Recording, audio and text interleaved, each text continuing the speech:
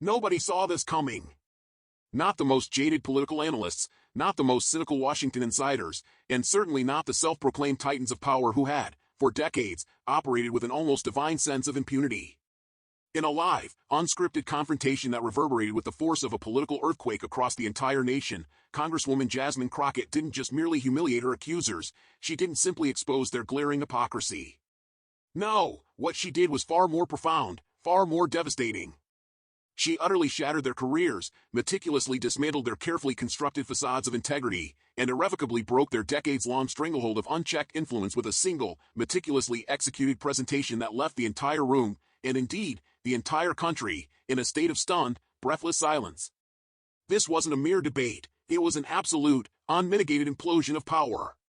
But to truly grasp the monumental scale of this public demolition, to fully comprehend the intricate, shadowy web of power, privilege, and deep-seated corruption that meticulously led to this explosive, unforgettable moment, we must rewind. We must journey back to the very genesis of this saga, to the clandestine summons that arrived in the dead of night, and the chilling, baseless accusations that sought to bury a rising star. If you are someone who believes, with every fiber of your being, that the unvarnished truth, no matter how inconvenient, no matter how dangerous, no matter how uncomfortable, must always, always be brought into the blinding light of day, then I implore you, with every ounce of urgency, smash that like button right now. And don't just passively like it, actively subscribe to this channel and hit that notification bell with the force of 1,000 suns, because I promise you, you absolutely, unequivocally, do not want to miss a single, solitary second of what's coming next. This story, my friends, is not just a narrative, it is a powder keg, meticulously packed with decades of secrets and lies, and we are about to light the fuse, watching it explode in a spectacular display of justice. On one side of this epic confrontation, we encounter the enigmatic figure known only in hushed whispers as the Shadow Magistrate. This man, a former federal judge, once commanded respect and wielded significant power within the official corridors of justice. However, his current existence is shrouded in the murky depths of clandestine operations, serving as a special ethics examiner. This very position, we are told, was quietly established during the tumultuous post-Patriot Act era, only to be even more quietly buried and obscured from public view after a significant public backlash. He is not merely an individual, he is a crucial component of what insiders, those few who dare to speak of such things, refer to as the holdover panel. This is a legal mechanism, a shadowy apparatus, meticulously kept off the official books, yet always, always at the ready. Its sole purpose? To spring into action when the established system perceives a threat, particularly from individuals it cannot easily control or co-opt. For more than a decade and a half, this man has vanished from all official records, from every photograph, from every public publication. He is a ghost in the machine, a phantom of justice, yet his face, etched with years of unseen power, carries the undeniable weight of someone who has ruled with absolute authority, entirely free from public scrutiny or consequence. He embodies the entrenched power, the old guard, the silent, unseen arbiters of fate who pull the strings from behind the curtain. On the opposing side, a beacon of defiance, stands Congresswoman Jasmine Crockett, a force of nature in her own right, a woman whose very presence challenges the status quo. She is not just a politician, she is a highly trained attorney, a brilliant constitutional scholar, and a formidable former prosecutor. Her resume alone speaks volumes, but it is her spirit, her unwavering resolve, that truly sets her apart. She is not one to be easily intimidated, not by veiled threats, not by psychological ploys, and certainly not by the antiquated traditions of Washington. She is, in every sense of the word, a woman in power without permission, a black woman who speaks her mind plainly, votes her conscience loudly, and fundamentally refuses to ask for a seat at the table. She takes it, and she earns it through sheer merit and relentless dedication. The stage for this monumental confrontation was not the grand, transparent setting of a public courtroom, but rather a stark, echoing room, deliberately devoid of windows, meticulously designed to disorient, to diminish, to make one feel utterly insignificant. It was a closed procedural review, a clandestine tribunal, a setting meticulously crafted to ensure that no press, no public record, and absolutely no legal team could ever interfere with their predetermined outcome. They wanted her to feel small, to feel utterly out of place, like she didn't belong in their exclusive, hidden domain. They sought to break her spirit, to erode her confidence. But what these architects of control, these purveyors of psychological warfare, utterly failed to grasp, what they so profoundly underestimated, was that Jasmine Crockett had not only grown up in rooms that told her the very same thing, rooms filled with systemic prejudice and subtle attempts at suppression, but she had not only survived them, she had thrived in them. She had never, not once, backed down from a challenge, from an attempt to silence her, from an effort to make her conform. This was not merely a hearing, it was a meticulously orchestrated ambush, a desperate, last-ditch attempt by a corrupt system to silence a powerful, burgeoning voice that threatened its very foundation, its very existence. The stakes in this clandestine chamber were not just her career, not just her political future, but the very future of accountability, transparency, and true justice in Washington. This was more than a clash of titans, it was a battle for the very soul of American democracy, a struggle between the forces of light and shadow, and the world, unknowingly, was about to bear witness to a reckoning of epic proportions. The air in that sterile, windowless room was not merely thick with tension, it was a palpable, suffocating weight, pressing down on Congresswoman Jasmine Crockett the very instant she stepped across the threshold. It was a calculated psychological tactic, designed to disorient and diminish, to make her feel the immense, crushing power of her unseen adversaries. The first, chilling blow came not from the traditional clang of a gavel, but from the shadow magistrate himself, a dismissive, almost contemptuous wave of his hand, a gesture of absolute authority that cut off Jasmine before she could even utter a single, defiant word. "This is not a space for speeches," he declared, his voice a cold, precise slice through the oppressive silence, utterly devoid of any echo, as if the very walls of that forgotten room were designed to swallow sound, to erase any dissent. It was a meticulously calculated move, designed not just to assert his dominance, but to remind her, in no uncertain terms, of her perceived place within their rigged hierarchy. Then, the panel, a collection of grim-faced individuals, began their relentless, coordinated assault. It wasn't questioning in any true, investigative sense of the word, it was an accusation, meticulously dressed in the dry, bureaucratic language of an official inquiry, each phrase carefully chosen to imply guilt without ever explicitly stating it. Each query was a finely crafted trap, a rhetorical snare designed with insidious precision to ensnare her in a no-win scenario, to force her into a corner from which there was no escape. "Congresswoman Crockett," one droned, his voice flat and devoid of emotion, "why was your name listed on charitable grants from a nonprofit you endorsed?" The implication hung heavy in the air: corruption, misuse of funds. Another followed, with a thinly veiled sneer that barely concealed his contempt: "Did you knowingly appear at fundraisers where campaign language was used, blurring the lines between charity and political gain?" And then, the most insidious implication of all, delivered with a feigned concern that was utterly chilling: "Is it true your community initiative had ties to activist organizations that later protested a judicial ruling, suggesting a coordinated effort to undermine the very institutions you swore to uphold?" Every single question, every carefully worded phrase, was framed to lead to one inescapable conclusion: guilt by association, a predetermined verdict. If she answered yes, she was, by their twisted logic, complicit in their manufactured narrative of wrongdoing. If she dared to say no, she was immediately branded as either a liar or hopelessly ignorant, further cementing their control over the narrative. They weren't genuinely seeking truth, they were meticulously constructing a narrative, a distorted, malevolent version of Jasmine Crockett where her tireless, selfless work for her constituents was merely a cynical front, her passionate, heartfelt advocacy nothing more than a calculated brand, and her powerful, resonant voice, a dangerous, destabilizing threat to their meticulously maintained established order. They wanted her to feel small, to feel utterly out of place, like she didn't belong in their exclusive, hidden halls of power, to break her spirit and force her into submission. This was psychological architecture at its most insidious, a deliberate tactic to diminish her, to erode her confidence, to make her question her own reality. But what these architects of control, these purveyors of subtle psychological warfare, utterly failed to grasp, what they so profoundly underestimated, was that Jasmine Crockett had not only grown up in rooms that told her the very same thing, rooms filled with systemic prejudice, with overt and covert attempts at suppression, with the constant pressure to conform, but she had not only survived them, she had thrived in them, emerging stronger and more resolute with each challenge. She had never, not once, backed down from a challenge, from an attempt to silence her, from an effort to make her conform to their narrow expectations. And so, in the face of their relentless barrage, she remained silent, her composure unwavering, her gaze steady, her inner resolve a fortress. It was a silence born not of weakness, not of fear, but of profound, strategic strength, a calculated resistance, patiently waiting for its opportune moment to strike. This was the calm before the storm, the quiet before the inevitable, earth-shattering explosion that would redefine everything. If you're already feeling the intense, suffocating tension of this confrontation, if you can sense the impending, dramatic showdown, then don't hesitate for a single second. Hit that like button right now and let us know you're with us in this epic fight for truth and justice. And then, it happened. The moment that not only stopped the country in its tracks, but sent seismic shockwaves reverberating through the very foundations of Washington, D.C., exposing the rot that had festered beneath the surface for far too long. With a chilling, almost supernatural calm that belied the inferno raging within, Congresswoman Jasmine Crockett didn't resort to desperate accusations or flimsy denials.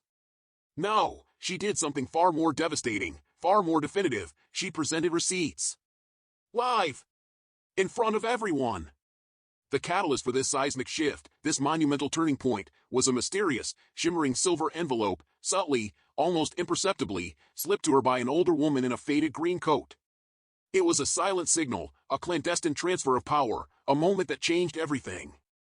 Inside, nestled within that unassuming envelope, were not grand pronouncements or legal briefs, but 6 neatly folded documents. No bombastic headings, no elaborate context, just clear, undeniable scans of what appeared to be a series of meticulously detailed financial transfers. Jasmine, with a deliberate slowness that amplified the already unbearable tension in the room, turned over the first page. A payment. A staggering $42,000. It was labeled, with a cynical irony, Legacy Arts Fellowship Grant. The recipient? None other than Justice Number 2 on the very panel sitting in judgment before her. The sender? A shadowy shell foundation, directly tied to a billionaire currently under federal investigation for a myriad of illicit dealings. The room, already thick with the unspoken accusations and the oppressive weight of their manufactured narrative, suddenly felt a chill that had nothing to do with the air conditioning. It was the cold, hard reality of corruption being laid bare. She moved to the second page, her movements precise, unhurried. A painting. A modern abstract, framed and insured for a princely sum of $68,000. It was labeled, with an almost mocking casualness, personal gift non-liquid asset. The recipient? Justice Number 4, another member of this esteemed panel. The timing? Crucially, it was given just 2 weeks before he handed down a ruling on a zoning law that conveniently, almost miraculously, protected luxury developments in which the billionaire had significant financial interests. The implications were not just scandalous, they were a direct, brazen assault on the very integrity of the judiciary, a clear demonstration of quid pro quo. And then, the third page. A full scholarship package. The donor was listed as confidential. The amount? A jaw-dropping $127,000. The destination? A prestigious private conservatory in New Hampshire. The recipient?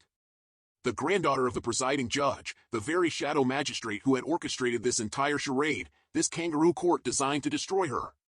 Jasmine didn't blink. Her eyes remained steady, unwavering. She didn't even breathe too deeply, her control absolute. Because what she held in her hands wasn't merely scandal, it was currency. Not stolen, not extorted, but given. Given by names no one dared to utter aloud in polite society, but names that every corridor of power, every backroom deal, every whispered conspiracy knew by heart. She scanned each sheet twice, meticulously, letting the dates and figures settle into her mind like coordinates on a map of corruption, a blueprint of their illicit network. She looked up at the panel. 3 of them. 3 of the 5, all sitting with their hands folded, their faces carefully blank, pretending the air wasn't about to shift, pretending their carefully constructed world of lies and deceit wasn't about to crumble into dust. But Jasmine no longer saw them as impartial judges. She saw them as lines in a ledger, entries in a meticulously kept record of their own venality, their own moral bankruptcy. And the silver envelope? It wasn't just a lifeline, it was a mirror, a merciless reflection that no robe, no title, no hidden panel could hide from. With a deliberate, almost defiant gesture that spoke volumes without a single word, she closed the envelope, slid it gently under her own folder, and straightened her back, her posture radiating an unshakable resolve. They thought they had dragged her into a room with no exits, a legal cul-de-sac designed to end her career, to extinguish her voice. They were wrong. She had just found the door, and it led directly to their exposure. She didn't stand with a dramatic flourish. She didn't raise her voice, not even a whisper. She didn't even clear her throat. She simply waited, stone still, her presence a silent, powerful challenge, until the magistrate, perhaps sensing a profound shift in the atmosphere, a subtle but undeniable change in the balance of power, looked up from his notes and gave a half-nod, a dismissive gesture as if granting a mercy, a meager allowance. "You may respond," he said, his voice laced with a condescension that now sounded hollow, pathetic. Jasmine reached for the folder in front of her, not the silver envelope, but the plain one, the one she had placed down before they had even started speaking, before their charade had begun. Her hand moved with purpose, with a quiet, unwavering certainty, like someone who wasn't there to argue, to plead, but to end a charade, to expose a lie. "I don't need to defend myself," she said, her voice not shaking, not trembling, but carrying like tempered steel over glass, cutting through the silence with surgical precision. "I'm not here to ask for fairness. I'm here to present clarity." With a precise, almost imperceptible tap, she activated a button on the small screen built into the witness desk. The lights in the room dimmed, casting long, dramatic shadows that danced across the faces of the stun panel. And then, the first image appeared on the projection wall behind the panel. A still photo. High resolution. Undeniable. A man. Justice number 2, leaning casually against the railing of a private yacht, a champagne glass glinting in his hand, the sun-drenched Mediterranean cliffs rising majestically in the background. The yacht, as the caption starkly revealed, was registered to a corporate litigant whose case had passed through his hands just months ago, a case in which he had ruled favorably. No one in the room moved. Not a single twitch. Even the clerk at the back, who had been diligently typing, stopped mid-stroke, her fingers frozen above the keyboard. Jasmine didn't explain the image. She didn't have to. The image spoke for itself, a damning testament to their corruption. She clicked again. Second slide. A document. Stamped internal use only. Restricted. Do not circulate. Signed clearly, unequivocally, by the very judge presiding over her hearing, the shadow magistrate himself. The memo outlined discretionary guidelines for the non-disclosure of gifts deemed non-monetary in perceived value, a transparent attempt to legalize their illicit gains. Jasmine let the room breathe, not for dramatic effect, but for maximum exposure, allowing the full weight of the revelation to sink in. "I've been accused of using public trust to elevate personal status," she said calmly, her voice cutting through the stunned silence like a razor. "But what do you call it when a judge accepts undisclosed travel, private education funding, and art labeled as appreciative gifts from people with federal interests, then consistently rules in their favor?" Her eyes didn't flinch, didn't waver, holding their gaze with an unwavering intensity. Click. Third slide. A spreadsheet. 7 cases. 3 names. Each column meticulously linked a ruling to a gift event. Tuition. Watches. Trips. Dates. Values. Signatures. All real. All here. All ignored until now, buried under layers of bureaucratic obfuscation. The silence inside the room was no longer professional, it was a heavy, suffocating shroud, haunted by the ghosts of their past transgressions. Jasmine leaned forward slightly, her voice gaining a quiet, terrifying intensity. "I was told this room existed to protect the people's faith in the system," she said, her words echoing with a profound sense of betrayal. "But if this is protection, then who protects us from you?" She didn't ask, "Am I guilty?" Instead, she posed the question that hung heavy in the air, a question that pierced the very core of their authority, their legitimacy. Why isn't anyone investigating you? The air shifted, a palpable change in the dynamics of power. One of the younger clerks coughed, a nervous, almost involuntary sound, breaking the oppressive silence. A panelist reached for his water, but his hand trembled, and he didn't drink. The magistrate's fingers tapped the bench, offbeat and tight, a frantic, desperate rhythm of a man losing control, his carefully constructed world unraveling before his eyes. Because this wasn't an accusation anymore. It was an audit. A forensic examination of their corruption. And the auditor was no longer seated beneath them, a supplicant.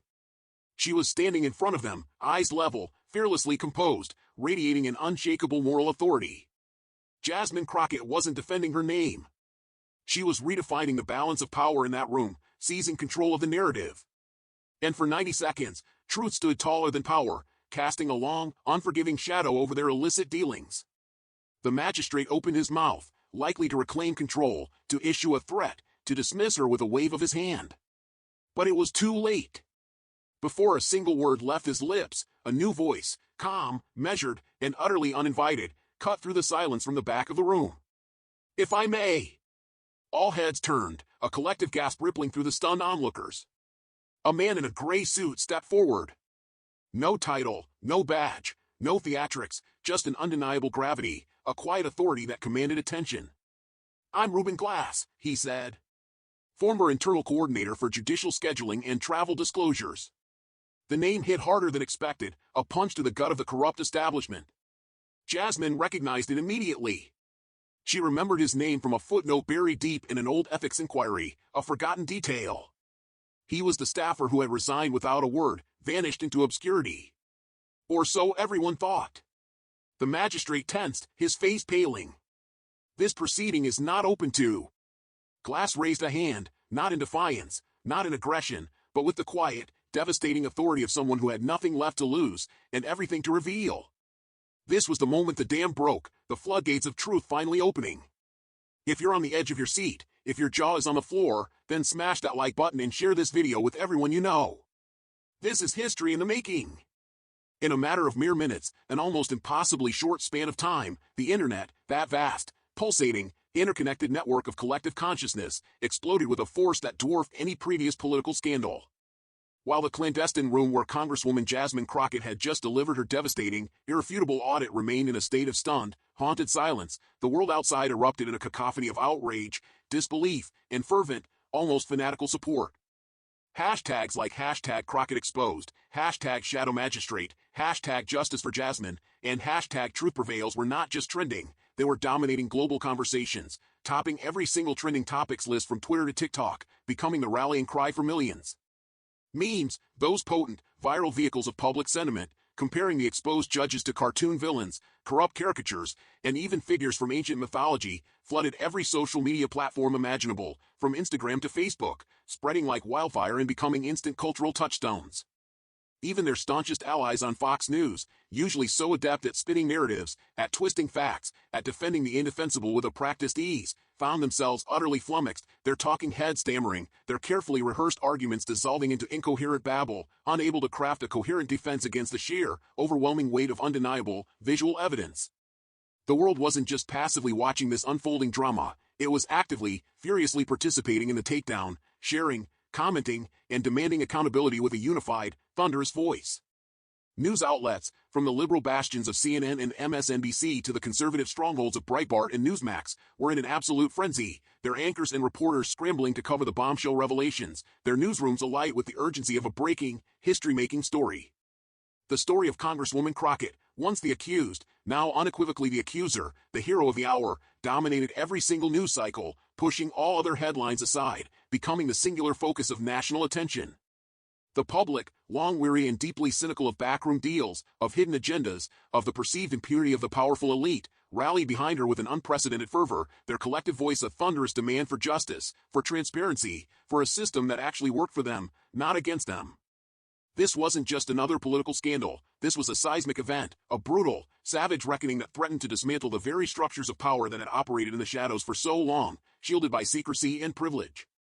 The firestorm ignited by Jasmine Crockett's unwavering courage was burning through Washington, exposing the rot at its very core, illuminating the darkest corners of corruption. If you're seeing this story everywhere, if you're feeling the tremors of this political earthquake, if you're witnessing the collapse of an old, corrupt order, then let us know in the comments below. Your voice is not just important, it is absolutely crucial in this fight for truth and a better future. But let us be unequivocally clear, this was never, not for a single moment, just about a personal fight, a mere political skirmish between two individuals or factions. This was, at its very core, about the profound, almost terrifying fragility of unchecked power when it is finally, irrevocably confronted with an undeniable, unvarnished, and inconvenient truth. The shadow magistrate and his clandestine panel, those self-appointed architects of control who had, for so long, believed themselves to be utterly infallible, operating beyond the reach of law and morality, made the classic, fatal mistake of profoundly underestimating their opponent. They assumed Jasmine Crockett would break under pressure, would cower in fear, would meekly play by their rigged rules, designed to ensure her defeat. Instead, with a brilliance that bordered on genius, she turned their own insidious game against them, using their tools of obfuscation and secrecy to expose their deepest vulnerabilities. And they paid the ultimate, public price in real time, their carefully constructed world of lies and deceit crumbling into dust before their very eyes, broadcast for the entire world to see. This singular, pivotal moment will not merely define Jasmine Crockett's career, it will, without a shadow of a doubt, fundamentally redefine the rules of engagement, the very parameters of political discourse and accountability, in Washington, D.C. It has ripped open the veil, exposing a hidden, insidious system, a holdover panel operating entirely outside the bounds of legitimate law, a secret court designed with one chilling, malevolent purpose: to control, to silence, and to utterly destroy anyone who dares to challenge the entrenched status quo, anyone who threatens their comfortable, corrupt existence. Crockett, a black woman who rose to power not by permission, not by seeking validation from the establishment, but by sheer force of will, by taking her seat at the table and earning it through tireless dedication, unwavering integrity, and a fierce commitment to justice, became the very blueprint they tried so desperately to obliterate. They saw her as a threat, an anomaly, a dangerous precedent. But her unwavering courage, her strategically chosen silence in the face of their baseless accusations, and her ultimate, masterful unveiling of their deep-seated corruption, turned the tables with a vengeance, transforming her from defendant to prosecutor, from victim to victor. This was not just a victory for her, it was a resounding triumph for transparency, for accountability, and for the very principles of justice that these powerful figures had so brazenly trampled upon for decades. The consequences for those exposed will be swift, brutal, and severe. Their reputations, once unassailable, are now shattered beyond repair, reduced to rubble. Their influence, once absolute and far-reaching, is now diminished to nothing, their power stripped away. This is not merely a political setback, this is a brutal, savage reckoning for the deep state, a long-overdue cleansing, a necessary purge of the corruption that has plagued the system. This firestorm, ignited by a single act of defiance, by one woman's unwavering commitment to truth, will burn through the corridors of Washington, leaving nothing but ashes in its wake, paving the way for a new era of integrity and genuine public service. If you truly believe in the power of justice to prevail, if you believe that the truth will always find a way to emerge, then do your part, share this video far and wide, and let the truth echo across the nation, inspiring others to stand up against corruption. In the final analysis, what we bore witness to today was far more than a mere debate, a simple exchange of words, or a political skirmish. It was a profound, undeniable warning, etched indelibly in the annals of political history, that truth, when wielded with unwavering courage, with unyielding conviction, and with strategic precision, is, without question, the most potent, the most formidable, and ultimately, the most destructive weapon of all against corruption. It possesses the inherent power to dismantle empires built on lies, to expose the most deeply entrenched corruption, and to utterly shatter the illusions of power that have held sway for far too long. But now, as this epic saga unfolds, we turn to you, our engaged, our discerning, and our incredibly vital audience. What did you truly think of this unprecedented confrontation, this seismic shift in the landscape of power? Do you believe, deep in your heart, that the shadow magistrate and his panel, those architects of deceit, those purveyors of injustice, deserve the brutal, public reckoning that unfolded before their very eyes, broadcast for the entire world to witness? Let us know your deepest thoughts, your most passionate opinions, and your unfiltered reactions in the comments section below. Your voice is not just heard, it is absolutely crucial in this ongoing, relentless battle for transparency, for accountability, and for true justice. And if you are committed, as we are, to seeing power continually confronted, to witnessing the unvarnished truth emerge from the shadows, and if you demand that those who operate in the darkest corners of the system be dragged, kicking and screaming if necessary, into the blinding light of public scrutiny, then we implore you, subscribe to our channel right now. Don't just passively subscribe, activate those notification bells with the fervor of a true believer, because the next bombshell, the next earth-shattering revelation, the next explosive confrontation, could drop at any given moment. Stay vigilant. Stay informed. Stay with us. The fight for truth is far from over, and your participation is essential.